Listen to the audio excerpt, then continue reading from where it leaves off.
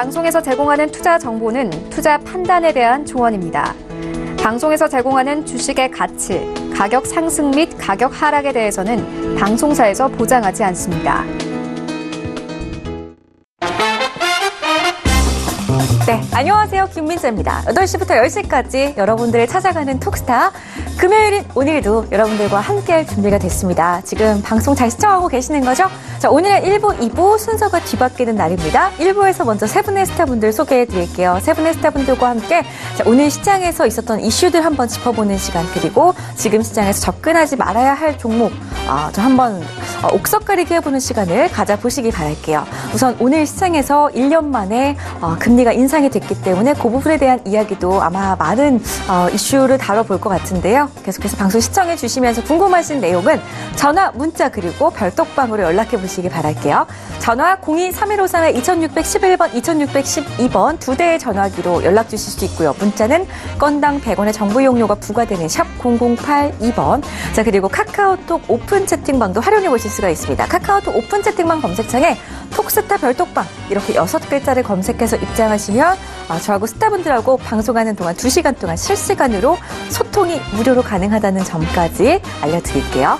자, 지금 시각이 7시 59분, 이제 막 8시가 됐습니다. 별톡방 잠시 뒤에 출석 체크해보도록 할게요. 별톡방에 많은 글들 올려주시기 바라겠습니다. 잠시 뒤에 가장 먼저 어떤 분이 오셨는지 보도록 할게요. 자, 그리고 오늘도 여러분들을 위한 퀴즈를 준비를 해뒀습니다. 방송 중간에 퀴즈 내드릴 건데요. 퀴즈 정답을 맞추시는 분들 중에 추첨을 통해서 오로지 5분께만 우리 스타분들의 유료 방송 일주일 무료 체험권을 선물로 드리고 있으니까요. 방송 끝까지 함께 하시면서 퀴즈도 풀어보시고, 그리고 원하시는 스타분의 톡방에 유료 톡방에 무료로 입장하실 수 있도록 선물까지 챙겨가는 시간 돼보시길 바랄게요.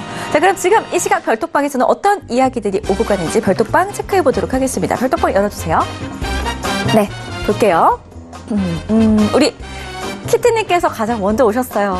정말 놀랍지도 않아요. 우리 키트님 항상 출석 체크를 잘해주시는 분이기 때문에. 안녕하세요. 오늘도 출첵입니다 라고 하셨고요. 약간의 상승하였기 때문에 마음이 좀 풀렸어요. 월요일은 어떻게 될지 모르겠지만 내일과 일요일까지는 편하게 마음을 먹으려고요 라고 하셨습니다. 그쵸. 오늘 코스피 시장은 약보합, 그리고 코스닥 시장은 강보합으로 마무리가 됐습니다. 우리 키트님 마음이 좀 풀렸다니 다행입니다. 하지만 이제 12월장 그리고 2019년 시장을 좀 미리 내다보는 그런 시간을 가져봐야 될 것 같은데요. 2019년 전망이 또 밝지가 않다고 합니다. 이런 소식들 잠시 뒤에 우리 스타분들과 함께 또 이야기 나눠볼게요. 키트님, 오늘도 찾아봐 주셔서 고맙습니다. 자, 그리고 조금 더 볼게요. 우리 차지원님께서 안녕하세요, 민재 MC님. 미리 인사드려요. 밖에 있어서 실시간으로 못 보지만 나중에 다시 보기로 볼게요. 이번 주까지 베타 하시느라고 수고가 많으셨어요. 추운데 감기 조심하시고 오늘도 방송 잘하세요 라고 저에게 이렇게 힘이 되는 메시지를 남겨주셨어요. 오늘 제가 신세계 또 잠시 뒤에 11시부터 이제 시작하는 신세계도 대신 방송을 하는 거 우리 차지원님 알고 계셨나 봐요. 고맙습니다. 저 이렇게 또 챙겨주시니 밖에서 본방사수를 하지 않으시지만 이렇게 별톡방에 출석 체크를 해주시는 분들 제가 아주 감사하게 생각하고 기억하고 있겠습니다. 차지원님 고맙습니다. 자, 지금 이 방송 보지 않으시겠지만 다시 보기로 확인을 하시길 바랄게요. 자, 그리고 우리 문원님께서 와우, 핑크색 수트 잘 어울려요. 항상 이쁘지만 오늘은 더 저는 언제나 퀴즈 정답자라고 하셨어요. 문원님 고맙습니다. 핑크색, 오늘 핫핑크 한번 입어봤어요. 좀 얼굴이 밝아 보이나요? 금요일은 사복데이입니다. 머리띠도 내려놓고 그리고 옷도 정상적으로 좀 단정하게 이렇게 여러분들 찾아뵙는 날이에요. 오늘 좀 단정해 보이나요? 고맙습니다. 자, 우리 문원님 오늘도 저 이쁘게 봐주셔서 감사드리고요. 그리고 2시간 계속해서 함께 해주시기 바랄게요. 자, 오늘도 여러분들의 궁금증 해결 계속해서 도와드릴 겁니다. 2부에서 종목 상담 기다리고 있으니까요. 채널 고정해 주시기 바라겠고요. 하지만 판단은 여러분의 몫이라는 점도 기억하시기 바라겠습니다. 자, 그럼 오늘 이 시각 이주식 사지 마라 코너로 먼저 시작을 해볼게요. 이주식 사지 마라. 재테크의 새로운 패러다임 톡스타 오픈. 주식, 해외 선물, 가상화폐까지 모든 투자를 한눈에. 톡스타 이용 방법이 궁금하다면 검색창에 톡스타를 검색, 톡스타 홈페이지에 접속, 회원 가입 후 원하는 스타를 선택하면 준비 끝! 언제 어디서든 원하는 정보를 무료로 상담받으세요. 생활 속의 재테크 톡스타, 지금 바로 접속하세요.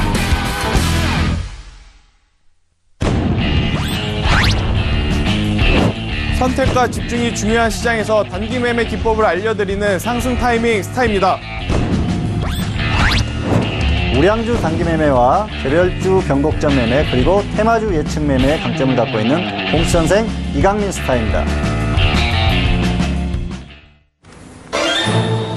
네, 안녕하십니까.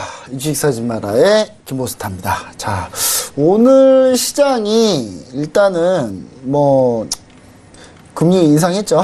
예상대로 금리 인상했는데 중요한 거는 금리 인상을 하니까 시장의 반응이 반대로 나오기 시작했습니다. 반대로 나왔는데 일단 이 부분은 한은의 이제 이주호 총재님의 이제 코멘트 때문에 약간 그런 것 같은데 약간 완화적 통화 정책 계속 지속한다. 약간 이런 얘기들을 중간에 섞으시는 바람에 제가 봤을 때는 뭐 채권 시장도 그렇고 딱히 반응이 좋지는 않았습니다. 그리고 중국의 PMI가 그렇게 많이 기대했는데 PMI가 과연 중국이 마사지를 했을 거냐 안 했을 거냐에 대한 논란이 많았는데 딱 50 나왔죠. 이 정도면 거의 냄새가 풀풀 납니다.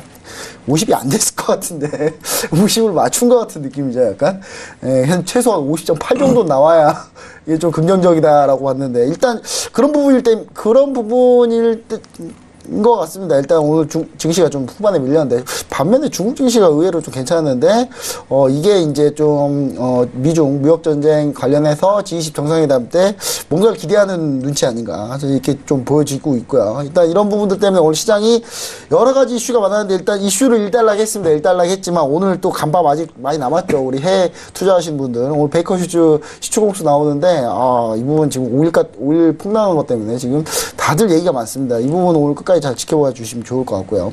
그래서 오늘 이주식 사지마라에서는 한 주 동안 축제를 벌였어요. 또 지난주에 저희가 전기차가 그렇게 얘기 많이 했는데 다 떨어져가지고 저희가 좀 기분 좋으면 안 되는데 사실 일단 뭐 그렇습니다. 일단 그래서 오늘 지난주에 이제 한 분이 안 계셨었죠. 근데 오늘은 완전체로 다시 만났습니다.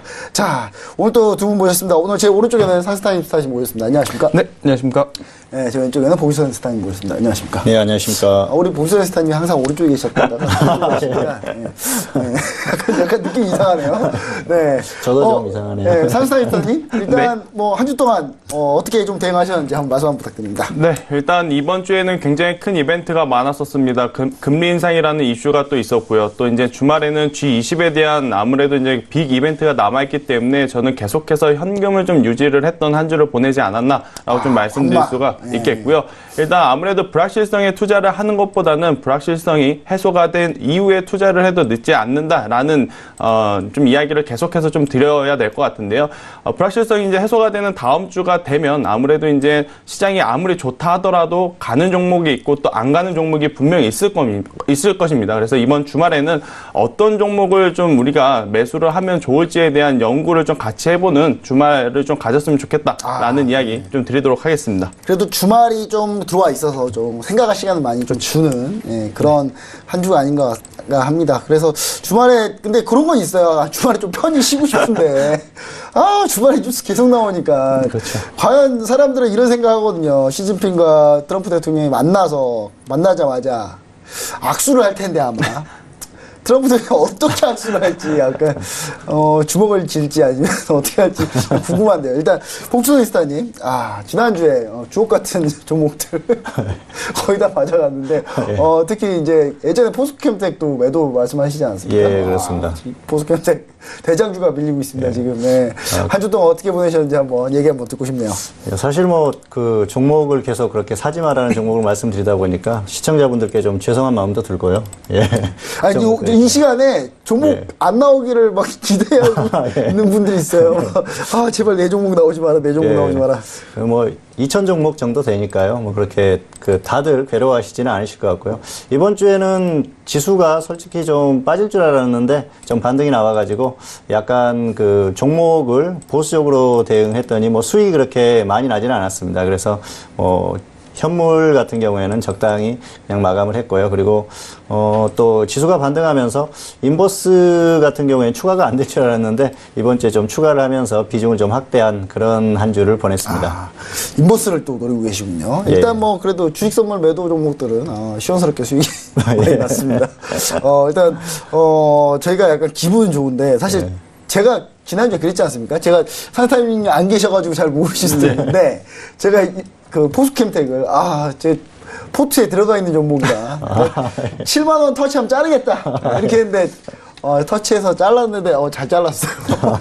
네, 잘 잘랐습니다. 잘 잘라가지고 지금 좀 더 밀렸는데, 오늘 또 제가 봤을 때 오늘 이제 원고를 살짝 봤거든요. 생각이 비슷비슷하세요, 다들. 예. 이렇게 생각 비슷한 분들끼리 모이기도 쉽지도 않은데. 일단 바로 한번 종목에 대해서 이제 리포트에 대해서 넘어가 보도록 하겠습니다. 저희 유주식 사지 말아요. 사지 말 종목들을 잘 찾는 그런 코너고요. 뻔뻔한 증권사 리포트 먼저 시작 한번 해보도록 하겠습니다. 자, 뻔뻔한 증권사 리포트. 자, 증권사 리포트를 보고요. 이미 틀린 리포트와 그 다음에 앞으로 틀 리포트를 좀 이렇게 소개를 해보면서, 예. 그렇다고 해서 이제 너 못했으니까 이거 뭐야 이런 식으로 하는 건 아니고요. 이렇게 개선할 방향이나 그 다음에 이 종목은 어떻게 좀 대응하시면 좋을까. 그 다음에 증권사 리포트라는 게 이제 6개월 정도의 이제 앞을 보고 보는 리포트들이 대부분이기 때문에 이제 개인 투자자분들이 그 리포트의 뉘앙스를 어떻게 파악하는지 위주로 이제 저희가 많이 한다는 거 계속 말씀드립니다. 그래서 자꾸 제가 예전에 그 기금했을 때 법인영업팀 분들, 증권사 법인영업팀 많이 알거든요. 근데 그분들 자꾸 전화하지 마세요. 이거 뭐라 하려고 하는 게 아니에요. 이건 진짜. 그러니까 뭐 충분히 고충은 이해하니까요. 자꾸 이렇게 저한테 뭐라 하지 말아줬으면 좋겠습니다. 자, 그럼 먼저 첫 번째 코너 바로 들어가 보도록 하겠습니다. 자, 이주식 사지 마라의 뻔뻔한 증권사 리포트. 자, 이주식 사지 마라의 이미 틀린 리포트 한번 보도록 할게요. 자, 먼저 선스타임 미스터님이 준비해 오셨네요. 오늘 제가 봤을 때 거의 자동차 특집이네요. 거의 자동차 특집인데 먼저 일진 다이아를 가지고 나오셨다고요. 한번 말씀 한번 부탁드립니다. 네, 일진 다이아 같은 경우에는 사실 이제 수소차 관련주로 여러분들이 이제 많이 다 알고 계실 텐데요. 일진 다이아는 원래 이제 수소차 관련주가 아니고요. 기본적인 그 공구 툴을 만드는 전문 업체다라고 좀 볼 수가 있겠습니다. 아무래도 이제 공구 업체인데도 불구하고 왜 이제 수소차로 엮여 있냐 많이들 좀 궁금하실 거예요. 네. 그래서 이제 좀 내부적으로 좀 살펴본다라고 한다면 일진 복합 소재라는 자회사를 가지고 있는데 자회사가 이 있네요. 자회사가 수소 연료 탱크를 생산을 하기 때문에 수소차 관련주로 엮여서 그래서 수소차로 엮이는 그렇죠. 거죠. 그래서 이제 작년부터 올 초까지만 해도 7,000원이었던 주가가 무려 33,000원까지 올라가는 그런 엄청난 폭등을 좀 보여주는 모습을 보여줬었는데요. 단순히 이제 기대감만으로 올랐던 주가가 이제 현대 기아차의 이제 실적이 나오면서 네. 또 일진 다이아의 이제 실적도 나오면서 점차적으로 이제 기대감이 빠지고 있다라고 좀 보시면 될 것 같습니다. 이제 그간 기대감이 좀. 네, 수소차에 대한 기대감을 올랐던 주가가 계속해서 이어지려면 아무래도 이제 실적이 뒷받침돼야 되는 상황이 뭔가 숫자가 돼야 찍혀야 되는데요. 그렇죠. 네. 숫자가 이제 판매 대수가 찍혀야 되는데 우리가 아시다시피 이제 수소차 같은 경우에는 아직 수소 충전 인프라도 구축되지 않는 상황이지 않습니까? 그렇기 때문에 이제 수소차의 매출은 당연히 저조한 상황이고 또 현대차, 기아차 완성품을 만드는 지금 기업들의 실적이라든지 성장성 또한 침체되어 있는 상황이기 때문에 일진다이아는 뭐 미래에셋 대우에서 10월 달에 아무래도 이제 수소 연료차로 인한 기대감이 있는 수혜를 받을 수 있는 기업이다라는 이야기를 했지만 수혜를 받기 위해서는 아직까지 저는 한참 기간이 좀 많이 남았다라는 이야기를 좀 드리고 싶습니다. 인프라가 먼저 구축된 이후에 그리고 나서 이제 수소차가 나와야 또 그 안에 들어가는 연료 탱크를 만드는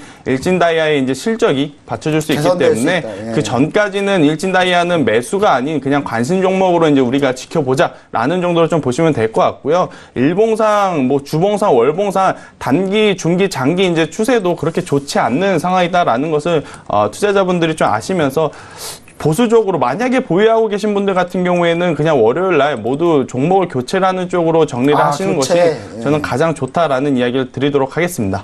네, 일단 그 일진다이아 같은 경우는요, 그 리포트가 이제 해당되는 게 이제 미래에셋 대우 리포트인데 일단 not rated. 솔직히 이제 아직 평가는 없는데 지금 제목이 자회사 성장, 수소차 성장 기대라서 이건 개인 투자해 봤을 때 이거 자칫 오해할 수 있습니다. 그렇죠. 죄송합니다. 일단 일진다이아. 자, 수소차. 자, 우리 봉준호 센스타님, 수소차 어떻게 좀 보고 계시나요?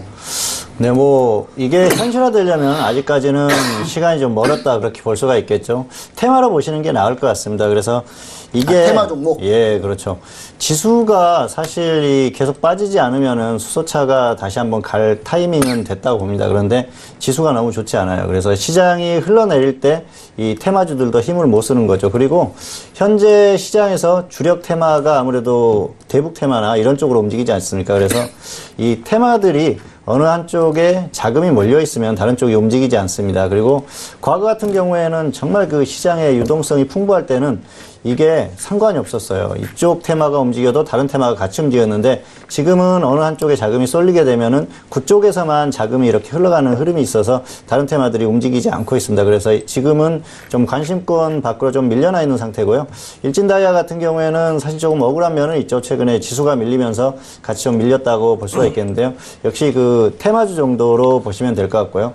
이런 종목들은 그 나중에 확인을 하고 접근하시는 게 차라리 낫습니다. 그래서 뭐 지수가 조금 안정세를 찾고 그리고 테마주들이 전반적으로 움직일 때 그럴 때 차라리 움직이고 나서 눌림목에서 접근하시는 게 나아요. 그리고 뭐 꼭 이 종목이 아니더라도 대장주가 아니더라도 다른 테마도 접근할 수 있으니까 그렇게 하시면 될 것 같고요. 일단 당분간은 지수 상황이 좀 좋지 않을 가능성이 높기 때문에 당분간 조금 더 좀 고생을 하지 않을까 예, 그렇게 생각을 하고 있습니다. 네, 일단 일진다이아 하면 이제 수소차 관련주니까 좀 수소차에 대해서 좀 심도 있게 좀 얘기를 해보면 사실 제 이제 그 아는 지인이 또 지인이 좀 많은데 지인이 이제 현대차 수소차 연구원이세요. 연구원이어가지고 이제 많은 대화를 많이 합니다. 현대차 매일같이 응원하고요.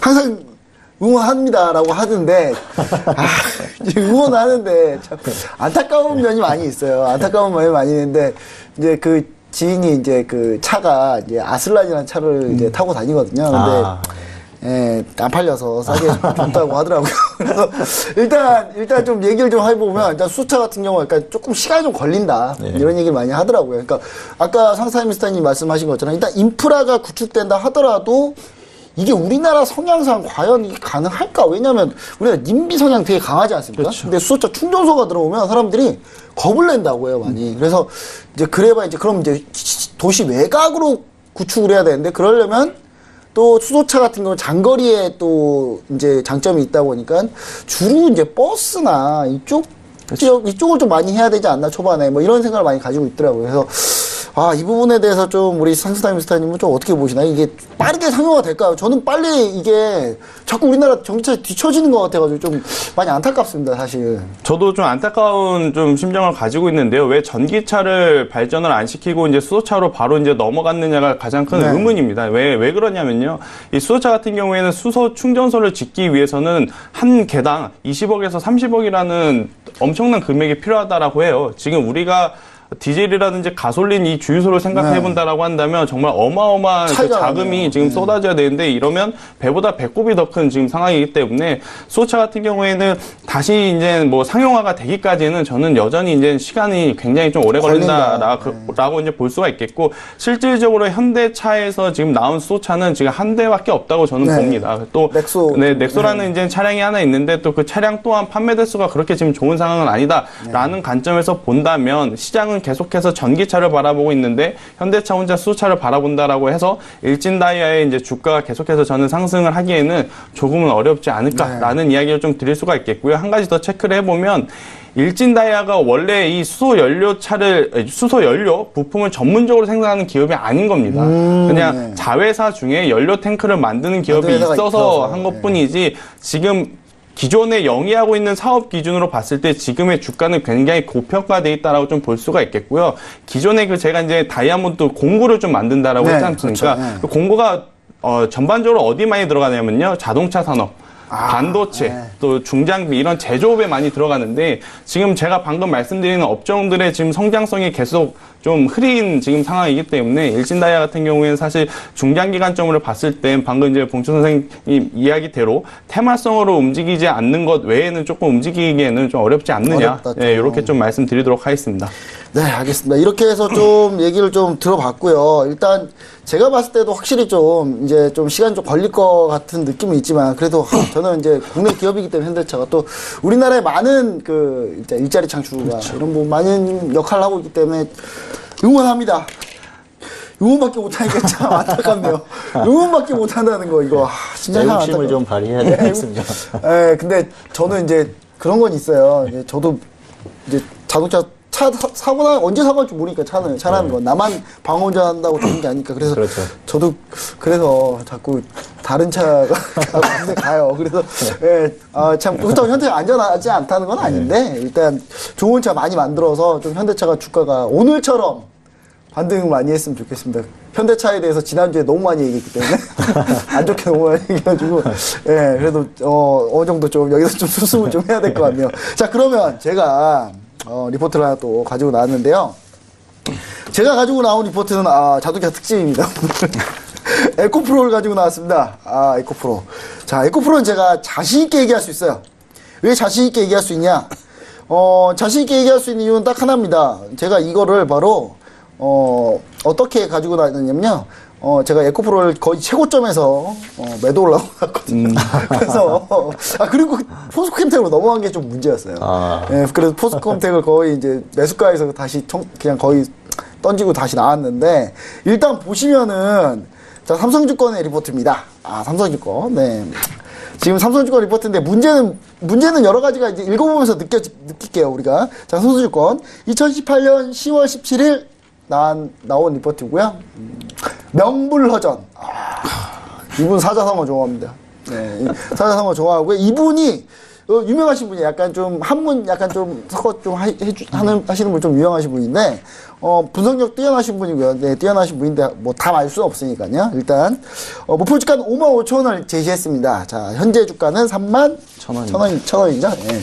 일단 목표 주가 55,000원을 얘기했는데 일단 여기에 이제 3분기 실적이 나왔을 때 이 리포트가 나왔어요. 그러니까 3분기 연결 기준 매출액이 1,738억.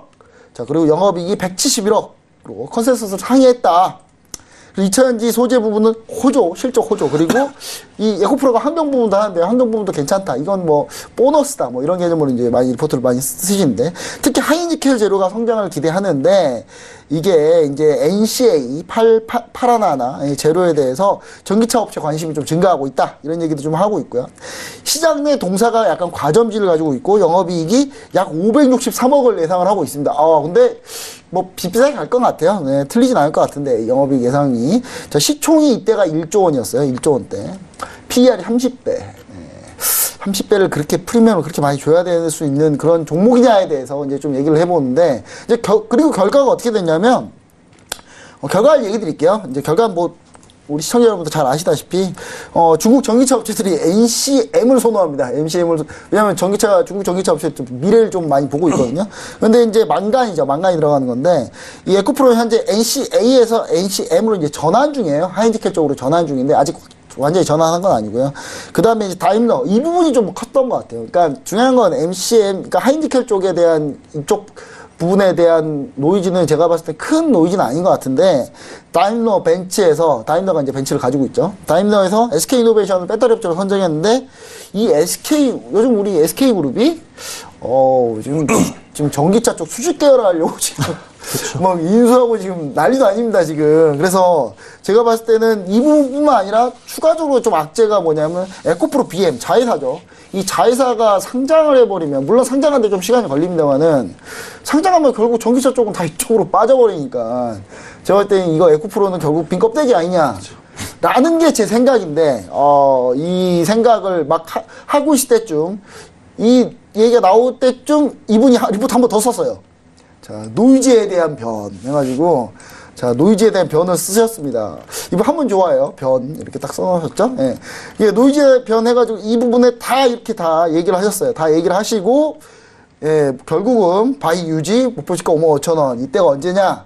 11월 1일입니다. 자, 차트를 볼까요? 자, 11월 1일. 제가 이거 확인사사라거나 그런 건 아닙니다. 그냥 그들 어떻게 변했는지 좀 보고 싶어서 제가 뭐 차트를 머릿속에 그리고 있지 않으니까요. 자, 11월 1일.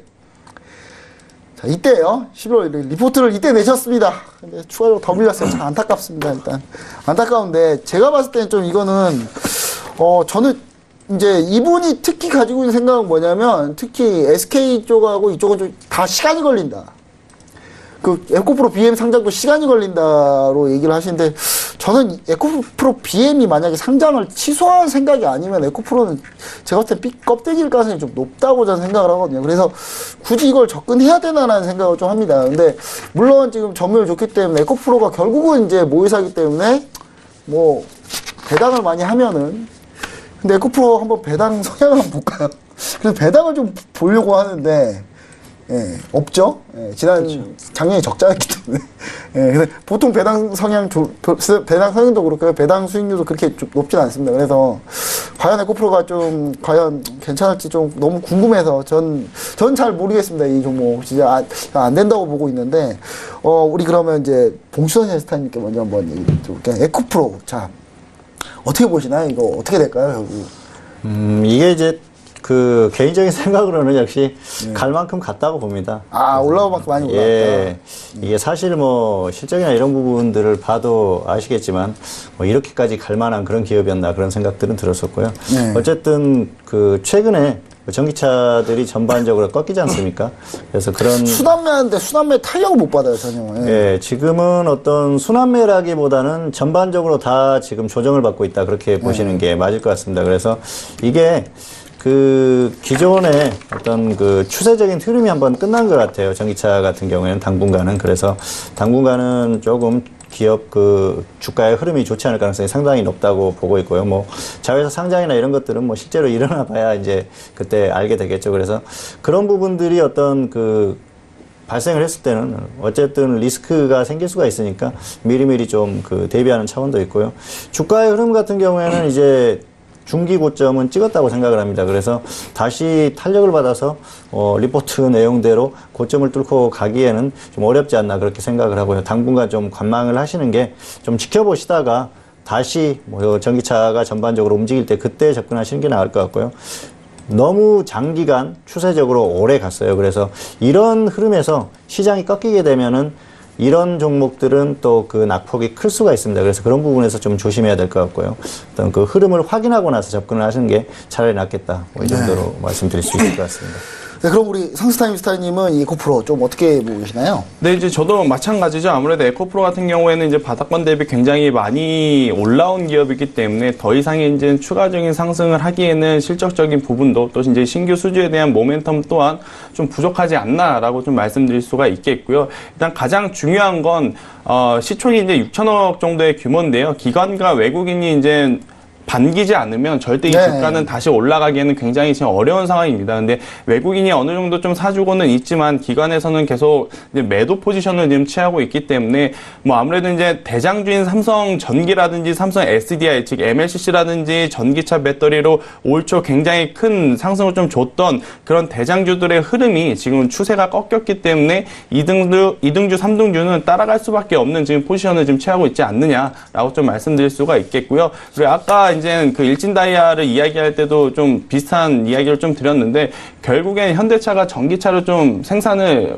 많이 해야 되고 또 그 부분을 많이 팔아야 지금 이 전기차 관련주도 좀 탄력을 받을 수 있지 않을까 이렇게 말씀드릴 수가 있겠습니다. 아무리 이제 글로벌적으로 우리가 기술 수출을 한다라고 해도 만약에 이제 유럽에서 지금까지 이제 수출해서 받았던 부품을 또 이제 자체적으로 또 생산을 할 수도 있는 그런 상황도 이제 우리는 염두를 해야 되는 지금 상황이기 때문에 이 전기차 같은 경우에는 이제 지금은 좀 조심스럽게 조금은 희망을 좀 내려놓을 때가 좀 되지 않았나 라고 좀 말씀드릴 수가 있겠습니다.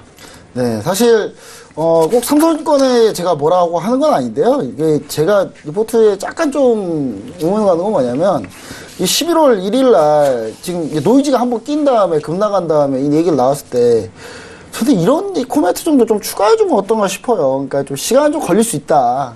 다만 이제 장기적인 뷰로 이렇게 하는 거니까 장기적인 뷰로 한번 지켜봐달라 이런 식으로 좀 얘기 써야 되는데 바이 유지하고 했더니 이날 11월 1일 날 선조 못 하신 분들 지금 지하실 끌려가고 있거든요, 지금. 그러니까 이게 다시 안 간다는 얘기가 아니고 갈 땐 가더라도 시간이 좀 걸린다. 필요하다라는 것을 우리가 다 인지를 좀 해야 될 것 같습니다. 그리고 사실 그리고 나서 기관들이 다 팔았어요. 그래서 이제 삼성증권 영업력이 별로 안 좋은가 봐. 리포트 나오고 나서 운용사 돌아왔을 거 아니에요. 이렇게 들고 다니면서 다 퇴짜 먹었나요? 아, 영업을 못 하시겠네요. 삼성증권 지게 먹어가지고. 개인들이 사야 이제 기관도 팔죠. 그러니까. 이제 뭐. 그러니까 제가 얘기 드리고 싶은 건 뭐냐면 대단히 의도적인, 그러니까 이거는 뭐냐면 의도적이라고 보다는 합리적인 의심을 하는 겁니다. 저는 합리적인 의심.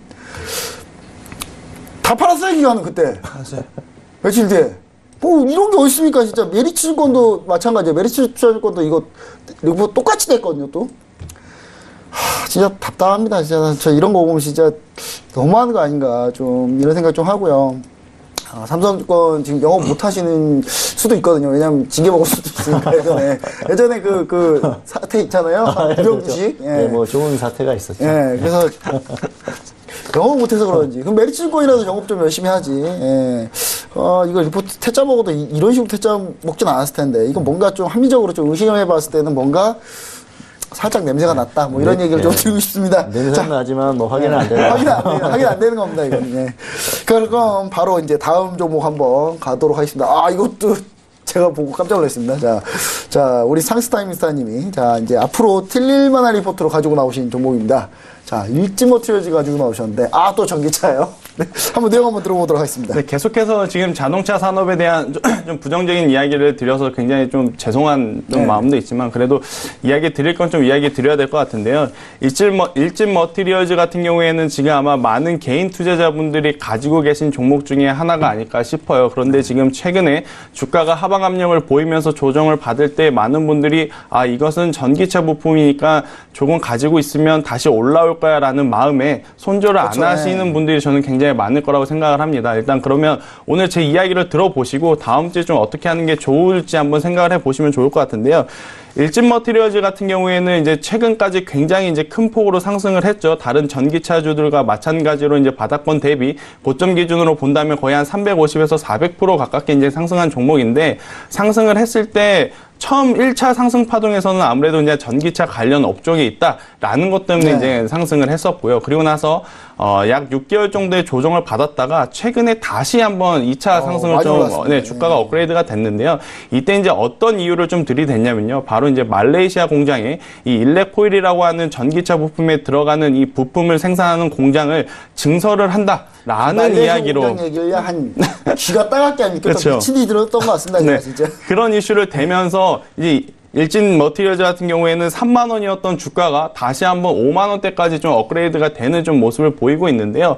자, 그런데 문제는 고점인 6만 원을 찍고 나서 지금 계속해서 지금 하방 압력을 받고 있다라는 것입니다. 그게 이제 왜 하방 압력을 받고 있냐면 기대감으로 올랐고 또 증설을 했는데 실적이 생각한 것만큼 폭발적이지 않다 보니까 이제 기대감 이후에는 이제 받쳐줘야 될 게 분명히 이제 눈에 보이는 숫자여야 되거든요. 그 숫자가 판매 대수가 될 수도 있고요. 또 이제 판매 대수는 곧 실적의 영업이익으로 좀 나타나야 되는데 이러한 부분이 아무래도 미진하다 보니까 지금 이 일진 머티리얼즈 같은 경우에는 45,000원을 갑자기 뭐 한순간이죠.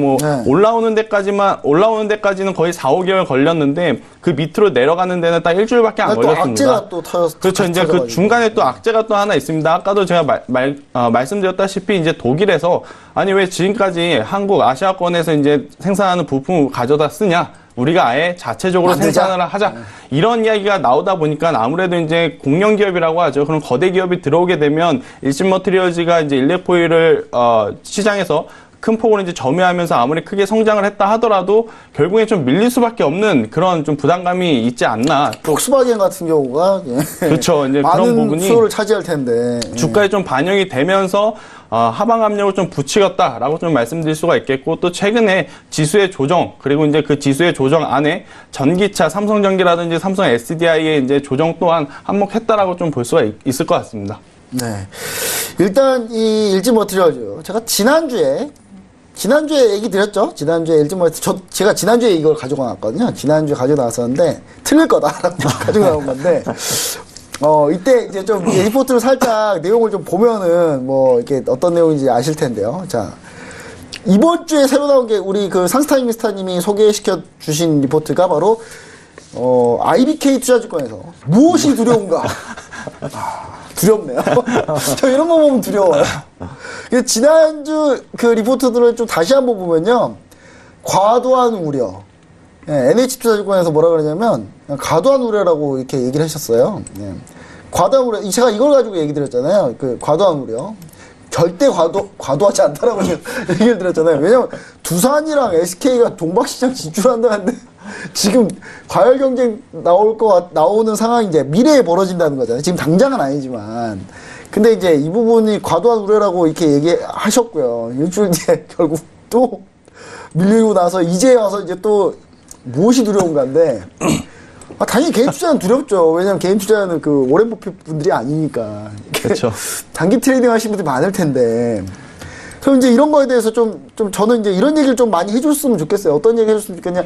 시간이 걸리겠지만, 시간이 좀 걸리겠지만, 우려는 좀 과도하고 장기적으로 봤을 때는 밸류에이션상 나쁘지 않다. 뭐 이 정도. 이 정도 뉘앙스면은 개인적으로 잘 판단할 거 아니에요. 근데 이거 지금 급락했을 때 나온 거거든요, 또? 29일 어제. 자, 급락했을 때 나왔는데, 급락하고 나서, 이틀 급락하고 나온 거예요, 이제. 자, 일지모터리요. 이틀 급락을 하고, 또 추가로 급락하고, 또 이날이죠. 11월 23일 나온 게, 과도한 우려. 예, 그 두 개 증권사에서 이걸 냈고요. 그 다음에, 이날 또 급락하고, 이 다음날 무엇이 두려운가? 자, 여기서 한 번 더 밀리면 이제 뭐라고 할지 되게 궁금합니다. 궁금한데요. 제가 일단 이런 부분들이 참 안타까운데, 자, 우리 지난주 같이 함께 해주신 우리 봉준선 선생님. 자, 어떻게 보고 계시나요, 이거? 뭐, 당분간 리포트는 계속 나올 것 같고요. 네. 예, 하락할 때마다 나올 것 같습니다, 아무래도. 근데. 그리고 또 기간 그날 또 팔았어요, 그날. 아, 예. 그래서 지금 그 앞에서도 잠깐 언급을 했지만, 사실 이 종목이 어떤 그 고점에 왔을 때, 목표 주가를 상향하고 좋다.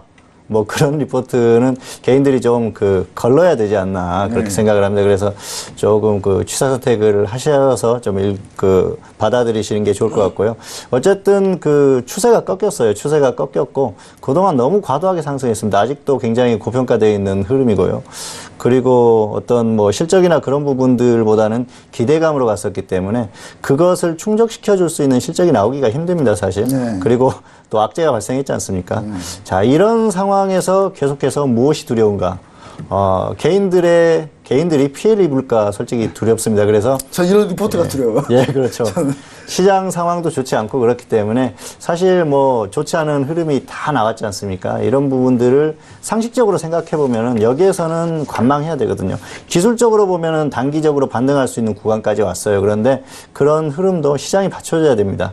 시장이 좀 좋지 않은 흐름이고요. 그리고 종목 자체적으로 봤을 때도 어떤 기관의 리포트는 이제 좀 개인들이 좀 사줬으면 하는 그런 바람을 담은 그런 리포트이기 때문에. 많이 팔았어요. 예. 대놓고 팔았어요. 예, 개인들이 또 많이 샀습니다. 그래서 제발 좀 이렇게 많이 상승한 종목은 위에서 좀 따라잡지 마시고 지금 정도 조정을 받았을 때 들어가는 분들은 이해를 합니다. 가격 조정을 받았으니까. 그렇다고 하더라도 지금 이 리포트들이 계속 나오는 걸 보니까 계속해서 팔고 싶은 마음이 있는 것 같습니다. 좀 그렇게 좀 생각을 해야 되지 않나. 네. 예. 일단은 사실 이제 우리 개인 투자분들이 오해하실 수 있지만 우리 리서치 팀 자체가 원래 이분들이 이제 주로 이제 재무 분석을 하시는 분들이고 가치 평가를 하시는 분들이기 때문에 차트를 안 보세요. 그러니까 테크니컬 애널리스트들 몇 명을 제외하고는 차트를 아예 안 보시는 분들이기 때문에 이거는 이제 반드시 우리가 좀 알아야 됩니다. 차트를 안 보신 분들이기 때문에 이분들이 얘기하시는 가치적 평가와 밸류에이션적인 평가를 내려서 이렇게 얘기를 드리는 거예요. 그러니까 제가 봤을 때는 이 부분을 우리 개인 투자자들이 이런 얘기가 나오면 이분들은 차트 안 보니까 일단 한번 차트 보시는 분들 한번 물어봐야 되겠다 라는 심정으로 우리 상스타님하고 봉수선 스타님 방에 가셔서 반드시 물어보고 대응하셨으면 좋겠습니다. 네, 여기까지 한번 해서 뻔뻔한 증권사 리포트 마치도록 하겠고요. 자, 그럼 이제 두 번째 코너입니다. 자, 이주식 사지 마라의 하이라이트입니다. 이주식 사지 마라입니다. 자, 이번 주 이주식 사지 마라. 종목들이 좀 제가 한번 봤으면 좋겠습니다. 어떤 종목들 가지고 나오셨나요? 네. 휠라코리아하고, 지금 관심이 집중된 톱텍이네요. 네, 휠라코리아 어느 분이 가지고 나오셨나요? 제가 가지고 왔습니다. 그럼 휠라코리아 먼저 한번 가보도록 할게요. 네, 휠라코리아 한번 말씀 한번 부탁드립니다. 네, 휠라코리아는 시장에서 굉장히 큰 관심을 받았던 종목이죠. 굉장히 상승폭이 큽니다. 그래서 2018 올해의 종목이라고 다들. 그렇죠. 네. 이 종목이 어마어마하게 상승을 했었죠. 섬유 관련한 또 패션 관련한 종목들이 굉장히 흐름이 좋았었죠. 근데 주가가 너무 과도하게 상승을 했습니다. 그동안은 사실 지수 흐름하고 상관없이 계속해서 상승했어요. 그래서 굉장히 강한 종목인데요.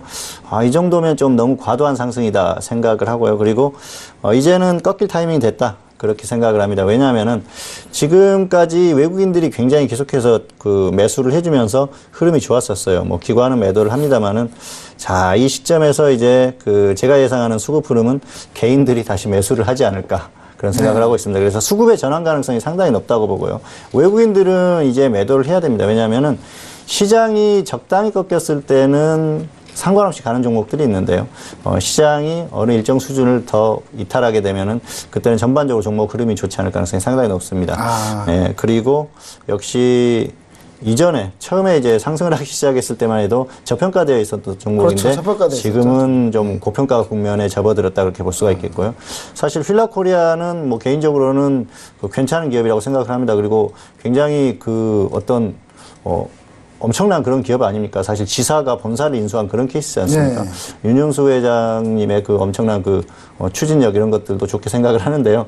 기업 그 가치와는 다르게 주가의 흐름은 어느 정도 좀 꺾일 가능성이 높기 때문에 이제는 좀 여기에서는 사실 조금 더 가더라도 접근하기는 좀 부담스럽다. 그래서 오늘 이 주식 사지 말자로 가지고 나와봤습니다.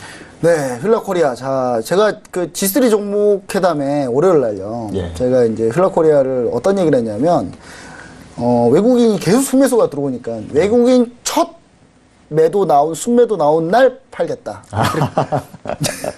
그날이 언제냐면 11월 28일이에요. 예. 기가 막힙니다. 진짜. 예, 그 얘기를 했는데, 물론 제가 한 건 아닙니다. 예. 더블TV의 적동원 스타님이 얘기한 건데, 그 방송 잘 들어보신 분들은, 상당히 좀 괜찮지 않았을까, 이런 생각을 좀 해봅니다. 자, 그럼 우리, 논란의 종목입니다. 우리 상스타임 미사님이 톡택을 가지고 나오셨습니다. 톡택 한번 말씀 한번 부탁드립니다. 제가 사실 이 종목을 갖고 올까 말까 굉장히 좀 고민이 많았었습니다. 오늘 이거 덤비신 분들 많이 봤어요, 저는. 네, 그래서 그래도 이제 좀 말씀을 드려야 되고 굉장히 좀 위험한 종목이기 때문에 좀 말씀을 오늘 좀 드려보도록 할게요. 톱텍 같은 경우에는 사실 올해 굉장히 다사다난한 한 해를 보냈던 기업이 아닐까 싶습니다. 올 초만 해도 SK 인수설이 이제 계속 돌면서 뭐 물론 설설설로만 끝나긴 했지만 주가의 상승력은 굉장히 좀 대단했었습니다. 하지만 이제 인수설이 아니다라고 지금 발표가 나오면서 횡보를 보이는 와중에 스마트 팩토리에 대한 이제 관심이 좀 많아졌죠. 이제 스마트 팩토리에 관심은 왜 많아졌었냐면 올해 이제 가장 큰 이슈 중에 하나가 바로 이제 최저임금 상승이었는데요. 네. 또 최저임금 상승에 맞물려서 또 스마트 팩토리가 이제 시장에서 비용 절감, 그쵸. 비용 절감 측면에서 시장에서 관심을 받으면서 이 톱텍의 주가도 굉장히 좀 한층 더 상승할 가능성이 높지 않나라고 좀 판단을 했었는데요. 이제 8월 이제 휴가철이 딱 됐을 때 한번 사건이 터졌죠. 기술 유출 의혹을 좀 받고 있다라는 이슈가 나오면서 네, 이제 그때 이제 뭐 차트를 보시면 아시겠지만 큰 폭으로 좀 하락을 했습니다. 거의 뭐 3일 동안 15%, 20%에 가깝게 좀 하락을 했었는데요. 이제 바로 이제 톱텍에서는 해명 기사를 좀 냈죠. 우리는 이제 유출에 관련된 어떠한 일련의 문제도 없다라는 이야기를 좀 냈었는데요. 계속해서 이제 주가는 좀 빠졌습니다. 그리고 이제 결정적으로 이번 주에 대표이사랑 임직원이 좀 구속 기소가 되는 좀 안 좋은 이야기가 좀 있는데요. 이게 어떤 문제가 있냐면요. 지금 단기적으로는 톱텍이라는 기업의 기술 유출로 인해서 이 톱텍 이 기업에 한해서 굉장히 주가가 안 좋은 상황이 되겠지만 이걸 좀 장기적으로 좀 본다라고 한다면 이 산업 근간을 좀 뒤흔들 수 있는 굉장히 큰 이슈이기 때문에 이 부분이 어떻게 해결될지는 저도 잘 모르겠습니다만은 이 기술 유출에 대한 이슈는 굉장히 어마어마한 지금 악재다라고 좀 보시면 될 것 같아요. 많이 없어가지고 이게 예측하기 좀 쉽지 않습니다. 그렇죠. 그리고 이제 또 많은 분들이 이제 최근에 이런 주가의 패턴을 보고 네이처셀을 좀 떠올리면서 이렇게 저가 매수를 좀 하고 싶어 하시는 분들이 굉장히 많은 게 지금 좀 위험한 좀 상황이다라고 좀 볼 수가 있겠는데요. 좀 뭐 네이처셀도 뭐 이러한 하락을 보이다가 기술적 반등 구간을 좀 보이긴 했습니다만은 그런 의도로 들어가시게 되면 지금은 굉장히 좀 위험하다라는 이야기를 좀 드리도록 할게요. 또 많은 분들이 그렇게 주가가 빠지는데도 외국인과 기관은 사지 않느냐? 그럼 우리도 사는 거는 괜찮지 않느냐? 네. 또 이렇게 말씀하시는 분들이 있는데요. 이렇게 좀 떨어지는 종목을 접근을 하는데 기관이 외국인이 산다 해서 우리가 같이 사게 되면 결국 그들의 물량을 우리가 받고 최종적으로는 우리는 손해를 보고 끝나는 경우가 굉장히 많기 때문에 이제 톱텍처럼 뭐 이런 이야기가 있죠. 떨어지는 칼날은 좀 잡지 말라라는 이야기가 있듯이 이렇게 지금 떨어지고 있는 주가에 대해서는 그냥 지켜만 볼 뿐이지 여기에 좀 들어가서 2% 3% 수익을 내자 이런 좀 생각은 좀 버리셨으면 좋겠습니다. 이제 이게 잘못될 경우에는 20, 30% 또 계좌에서 또 손실을 날 경우가 있기 때문에 톱텍은 좀 이제는 주의하자라는 이야기로 드리겠고요. 만약 보유하고 계신 분들이 있다라고 한다면 그냥 희망을 그냥 좀 넣으셨으면 좋을 것 같아요. 네, 이거는 그냥 그러니까 이런 말씀 좀 드리기 좀 죄송합니다만은 그냥 다음 주에 그냥 깔끔하게 빨리 손절을 하시는 게 좀 좋지 않을까 이렇게 말씀드릴 수가 있겠습니다. 사실 제가 톱텍이요, 이게 어제 시청자분들이 계속 물어보더라고요. 종감에서 어떠냐, 종감에서. 하지 말라고 그렇게 얘기했는데 하셨어요, 또. 진짜 미치겠어요, 진짜. 오늘 약간 반등 꿈틀꿈틀거리니까, 투택 잘하면 갈 수 있을 것 같아요. 하시더라고요. 그래서. 제가 그냥 가도 이거는 잘못됐다. 뭐 이런 얘기를 드렸어요. 그래서 진짜 갈 수도 있으니까. 근데 20% 가까이 밀렸습니다. 진짜 마음이 너무 아픕니다, 진짜. 네, 그럼 이제 여기서 톱10까지 얘기를 좀 드렸고요. 뭐 일지머티리얼즈는 아까 이제 얘기를 드렸으니까 뭐 바로 넘어가도록 하고요. 자, 그럼 투자에 대한 시간으로 넘어가도록 하겠습니다. 자, 봉시원 생스타님, 자, 투자에 대한 어떤 걸 가지고 나오셨나요? 네, 이번 주는 넷마블을 가지고 와봤는데요. 넷마블 같은 경우에는 단계 흐름이 조금 나왔어요. 반등이 나왔죠. 지수 반등할 때 같이 반등했고요. 최근에 조금 더 반등을 하는 흐름입니다. 그런데 단기적으로 이제 고점이 온 것 같습니다. 그리고 사실 뭐 차트를 보면은 추세적으로는 거의 추세는 끝났다 그렇게 볼 수가 있겠고요. 그리고 어떤 수급이나 이런 것들에 대해서도 크게 좋게는 생각을 할 수가 없을 것 같습니다. 어쨌든 최근에 자, 10월 말에 이때 급등을 했었죠. 자사주 매입 뉴스가 나왔었어요. 3천억 정도 그때 나왔었죠. 그런데 사실 뭐 시가총액 비교하면 굉장히 미미한 수준이죠. 자사주 매입을 왜 할까요? 주가 밀리니까요. 예, 주가가 자사주 매입을 해야지 겨우 방어를 할 정도 수준이다. 그 정도로 생각을 하시면 될 것 같습니다. 그래서 그게 아니었으면은 이 정도까지 반등이 나오기가 좀 힘들었겠죠. 그만큼 주가의 흐름이나 이런 것들이 좋지 않다는 거예요. 그리고 최근에 NC소프트가 굉장히 강하게 가지 않습니까? 이게 NC소프트하고 넷마블하고 경쟁 관계였다고 보면은 관심이 그쪽으로 많이 쏠린 그런 흐름도 이제는 어떤 좀 부담으로 작용하지 않을까 그렇게 생각을 합니다. 그래서 여러 가지 이런 상황들을 봤을 때는 단기적으로 고점에 도달했다. 그래서 단기로 충분히 주식 선물 매도로 들어가 볼 만하다. 그래서 이번 주 주식 선물 매도 종목으로 가지고 와봤습니다. 네, 사실 넷마블이 지금 블레이드 앤 소울 레볼루션 때문에 지금 기대를 많이 하고 있는데 로스트아크를 과연 이길 수 있을까요? 로스트아크 이기기 힘들 것 같은데 제가 봤을 때. 그리고 이미 레볼루션이요, 블레이드 앤 소울 레볼루션 이미 넷마블 축제 게임들 많이 경험해 보신 분들은 딱히 뭐 이렇게 기대를 많이 안 하실 가능성도 좀 있다라는 부분. 물론 제가 틀릴 수도 있습니다만은 로스트아크 요즘 너무 세가지고 흥행이. 네, 그럼 이제 바로 상스타이미스타님의 이제 투자에 대한 어떤 걸 가지고 나오셨나요? 일단 최근에 들어서 이 해외 플랜트 수주 관련한 건설업종들이 굉장히 좀 좋은 모습을 보이고 있다라는 것을 우리가 주목을 해봐야 될 것 같습니다. 제가 이제 지난주에는 좀 개인 사정으로 이제 나오지 못했고 그 지난주에 어떤 이야기를 드렸냐면 조선주를 좀 관심 있게 봐야 된다라고 이야기를 드렸는데 이번 주는 조선주에 이어서 해외 플랜트 사업과 관련된 기업들, 특히 이제 삼성 엔지니어링이라는 이제 기업을 좀 주목해서 봐야 된다라는 이야기를 좀 드리고 싶은데요. 일단 대표적으로는 대림산업이 요즘 주가 굉장히 지금 강합니다. 네, 괜찮죠. 네, 대림산업 같은 경우에는 내수 수주에 대한 부담감, 그리고 또 작년까지만 해도 해외 수주에 대한 모멘텀이 없기 때문에 주가가 좀 안 좋은 모습을 보여줬지만 최근에 굉장히 큰 폭으로 또 상승을 하는데 이 상승하는 이면에는 역시나 중동 국가의 이제 해외 정유 플랜트가 이제 그렇죠. 자리를 좀 잡히고 있는데요. 그렇다라고 한다면 아직 움직이지 않는 삼성 엔지니어링도 충분히 대림산업을 이제 필두로 이제 해외 플랜트 사업 관련한 기업들이 움직일 때 저는 따라서 움직일 가능성이 굉장히 높다라고 생각을 합니다.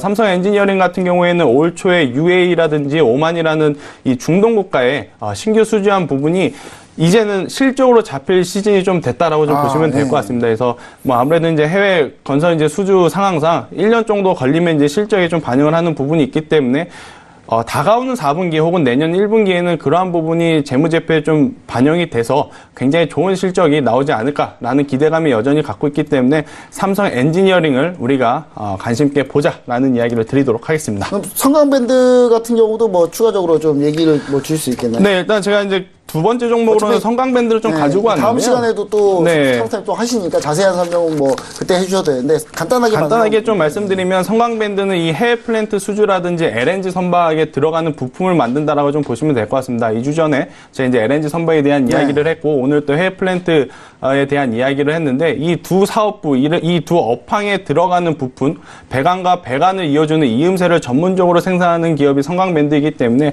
앞으로의 이제 실적 개선은 따놓은 당상이 되지 않았을까라고 이제 생각이 돼서요. 성강밴드를 우리가 관심 있게 봐야 된다라는 이야기 드리도록 하겠습니다. 네, 알겠습니다. 이렇게 해서 저희가 준비한 내용은 여기까지 해서 마치고요. 우리 민재관님께 마이크를 넘기도록 하겠습니다.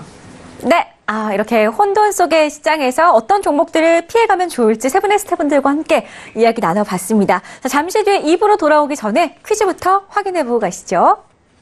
자, 오늘의 퀴즈입니다. 다음 중 기업과 기업 사이에 이루어지는 전자상거래를 일컫는 말을 찾아주시면 되겠습니다. 1번 ECB, 2번 B2B, 3번 FTA. 정답을 아시는 분들은 샵 0082번으로 문자를 보내주시면 잠시 뒤에 저희가 추첨을 통해서 5분께 우리 스타분들의 유료 방송 일주일 무료 이용권 선물로 드릴 거니까요. 계속해서 방송 함께 해주시기 바라겠고요. 2부에서 제가 힌트 드리니까요. 채널 계속해서 고정해 주시기 바랄게요.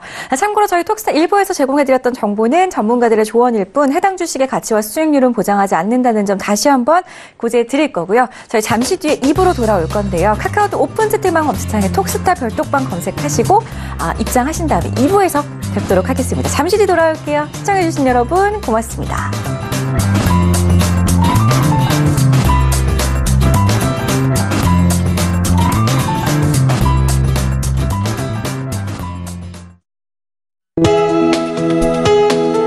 본 방송에서 제공하는 투자 정보는 투자 판단에 대한 조언입니다. 방송에서 제공하는 주식의 가치, 가격 상승 및 가격 하락에 대해서는 방송사에서 보장하지 않습니다.